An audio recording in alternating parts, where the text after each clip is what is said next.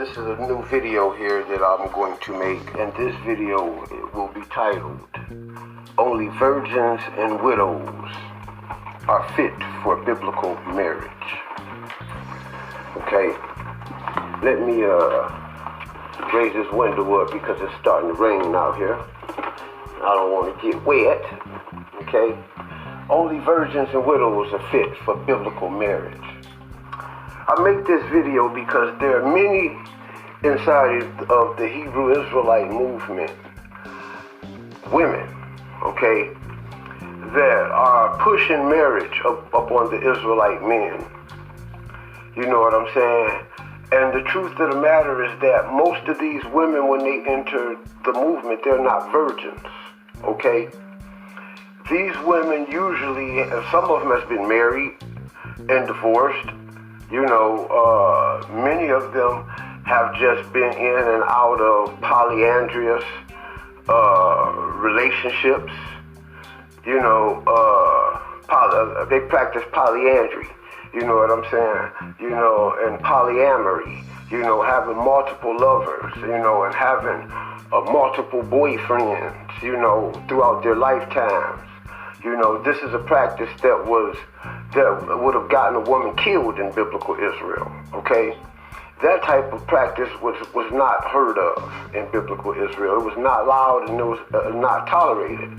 Somehow today, the priests, the mores, and the teachers ingratiate these women as they come in the gate, you know what I'm saying, and offer them husbandry.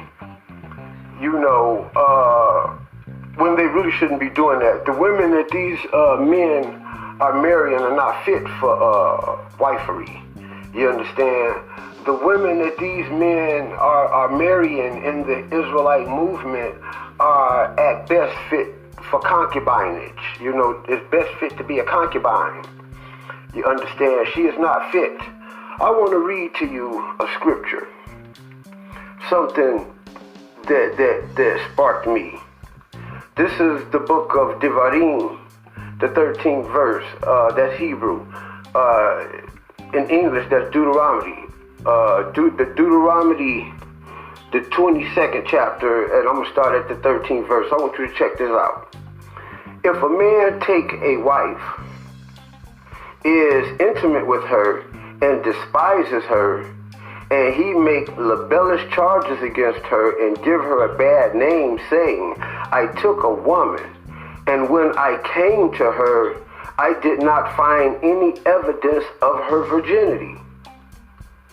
See, this scripture right here lets you know that if a man, an Israelite man, just thought that his woman had slept with another man, he wasn't buying it. He wasn't tolerating it. You know, and just at the thought, the jealous thought of such, you know, ain't no telling, he may have had a virgin, you know, that may have had a high sexual nature, you know what I'm saying, and surprised his butt, you know what I'm saying, with her nature, you know what I'm saying, to the point to where he would have thought that she may have been with other men, like, hold up, okay? So anything could have happened in that relationship, you know, that could have made that man question. You know, men always questioning whether they were the first. You know, there's a lot of times women do things, you know, to make men feel insecure about whether they are the only man or not. You understand what I'm saying? The Israelite man, you know, this scripture shows that the Israelite man would abhor the idea of his woman sleeping with another man or being with another man. More so, most importantly, not a virgin when he married her. Okay? Verse 15. Then the girl's father and her mother shall obtain evidence of the girl's virginity and take it out to the elders of the city to the gate. And the girl's father shall say to the elders, I gave my daughter to this man as a wife, and he despised her. And behold, he made libellous charges, saying, I did not find evidence of your daughter's virginity, but this is the evidence of my daughter's virginity, and they shall spread the garment before the elders of the city. Then the elders of that city shall take the man and chasten him. Then they shall but this is the evidence of my daughter's virginity, and they shall spread the garments before the elders of that city. Then the elders of that city shall take that man and chasten him. And they shall fine him 100 shekels, because he defamed a virgin of Israel. And he shall give it to the girl's father, and she shall be his wife, He shall not send her away all of his days. But if this matter was true, no evidence of the girl's virginity was found, they shall take the girl out to the entrance of her father's house, and the man of the city shall pelt her with stones, and she shall die. For she did a disgraceful thing in Israel, and commit adultery in her father's house. So shall, the word here, the Hebrew word is that she committed hazuna. She committed zana, she committed zana in her father's house, which they say is adultery, which is the same word they also translate for a whore and whoredom, that she committed adultery or whoredoms in her father's house, or sex crimes in her father's house. So shall you clear away the evils from amongst you. If the man is found lying with a woman, even both of them shall die, the man lying with the woman and the woman. So shall you clear away the evils from Israel. If there is a virgin girl betrothed to a man, and another man finds her in the city and lies with her, understand that today betrothal has been supplanted by relationships. So it would be safe to translate that for today's understanding and to make that applicable today, that if a woman is inside of a relationship, if there's a virgin girl inside of a relationship to a man, and another man find her in the city and lie with her, you shall take them both out to the gate of the city, and you shall pelt them with stones, and they shall die. The girl, because she did not cry out, even though she was in the city, and the man, because he violated his neighbor's wife. So shall you clear away the evil from amongst you. See, the jealousy was the same with a husband, as well as with a boyfriend or someone you was betrothed with, because the same laws for a girlfriend or a concubine, or someone that you was betrothed or in a relationship with, those same laws applied for the wife applies for the girlfriend or the female relationship partner. You understand what I'm saying? So this here scripture is basically saying that if somebody is out hollering at your girl, you know what I'm saying, and she complied with it, then you basically break up with her. You know what I'm saying? If somebody hollered at your girl and she didn't comply and they took it from her, then the charges on that man, and you can forgive that woman. This is something that could be applicable in the case of where you in a relationship with a woman and a woman comes up pregnant, and you wondering whether this child is yours or not, and also whether she had got raped and got pregnant. Because if she did not get raped and got pregnant, she went on with it, and she should be stoned. Since we don't throw stones at them today, we just break up with them. We just leave them. You know what I'm saying? It is quite simple of a man, to be involved with in a relationship with a woman who has had sexual relationship and encounter with another man. You know, all throughout the Hebrew scriptures, the virginity of a wife is very, very important. And we can see right here in the book of Deuteronomy, in the 22nd chapter, you know, the importance to a man, to the Israelite man, the virginity of his wife. You see, what must be understood is that by the laws, you know, to commit zina is to violate the sex laws that the Most High gave out. And being a virgin was one of the sex laws that the Most High intended. This here scripture in the book of Deuteronomy, the word Torah means second law. You see, the double law, you see, is law. You see, this here in Deuteronomy is law, and it's telling you the importance of an Israelite man marrying a virgin woman. You see, what people don't understand is that to break the sex laws is what is interpreted as or translated in English as adultery or harlotry or whoredoms. You understand what I'm saying? Because it's zina. You commit zina. You violate the Hebrew laws, the Hebrew sex laws. You see, when you violate the Hebrew sex laws, you are a whore. The people, the woman of today, 99.9% of the African American women today would be considered a whore by Israelite old biblical standards, okay? And if you as a man, an Israelite man, take it upon yourself to marry a whore, then you are no more than what is a whoremonger today.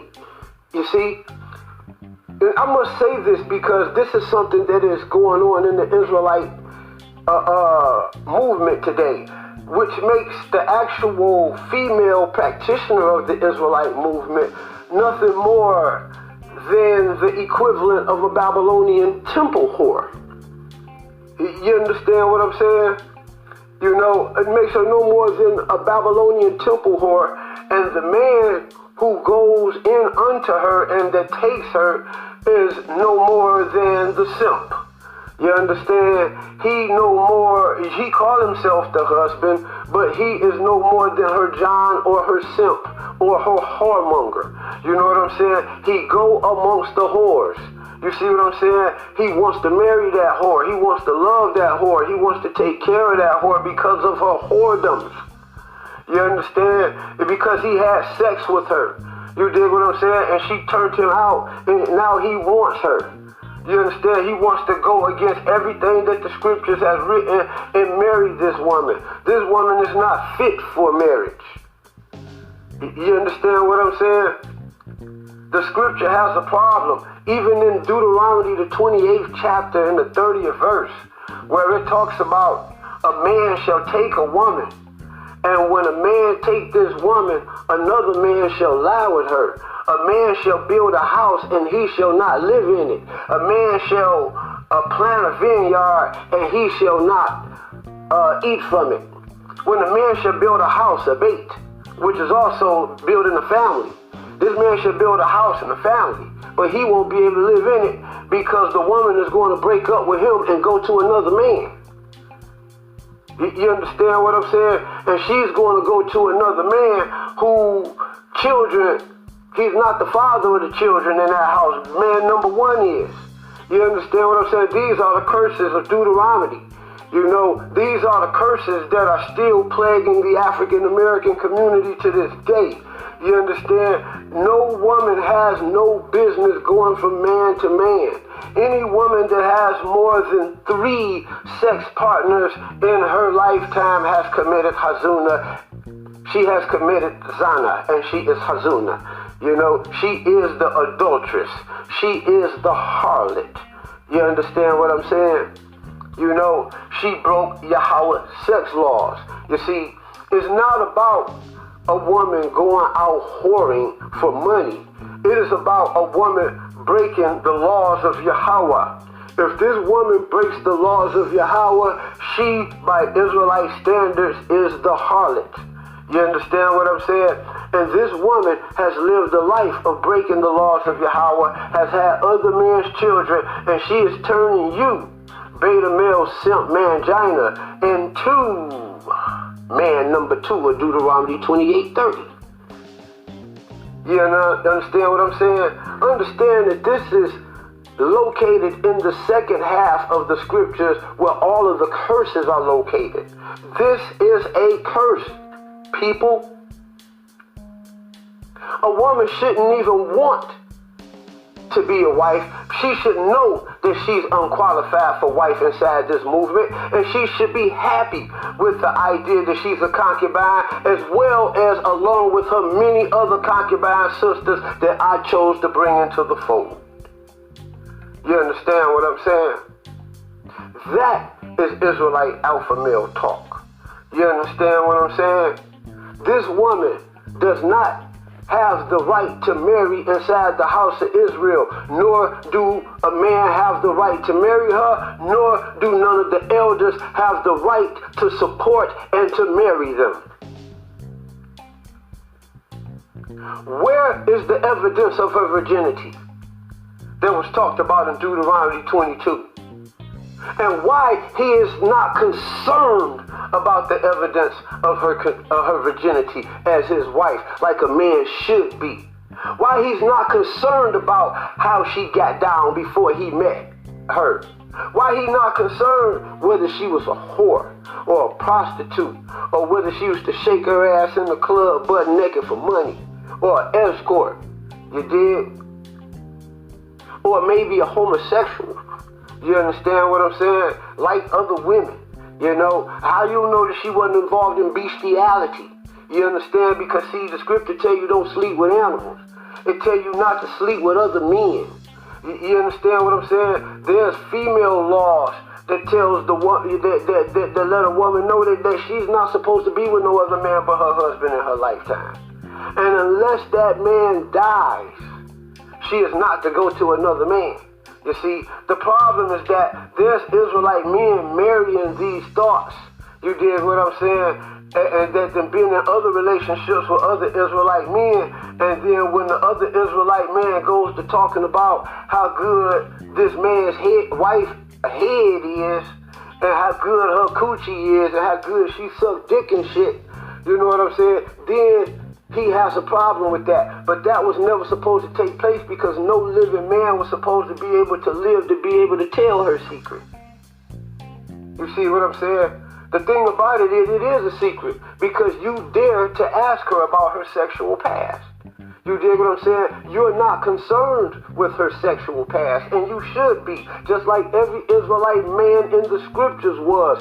Every Israelite man should require evidence of virginity before they get married. If this woman is not a virgin and she is not a widow, then this woman should automatically be reduced to concubinage. And this is how you humble these women. You dig what I'm saying?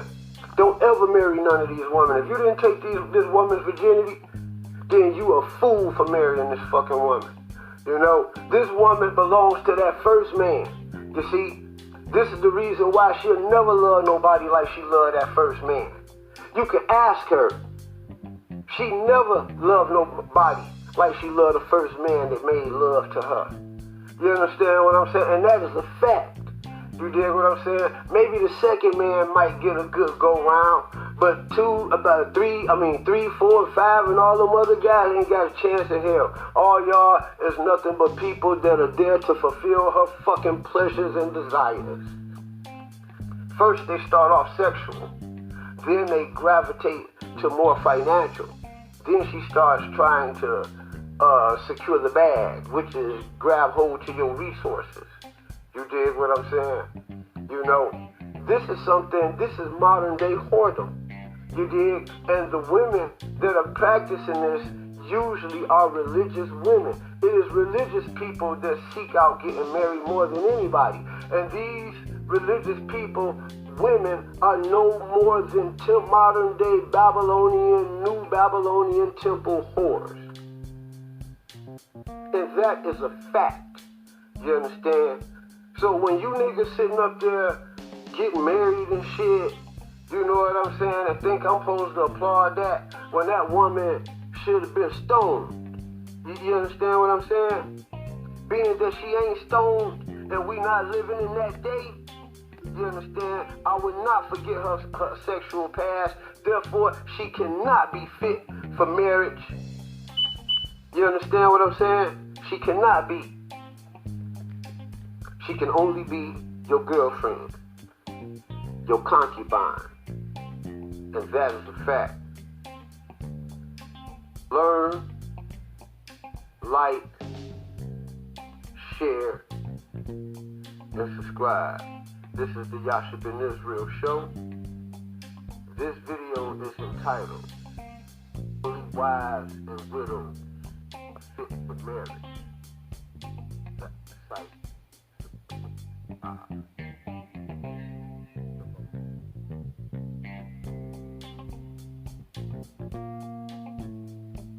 Welcome. Fancy guy.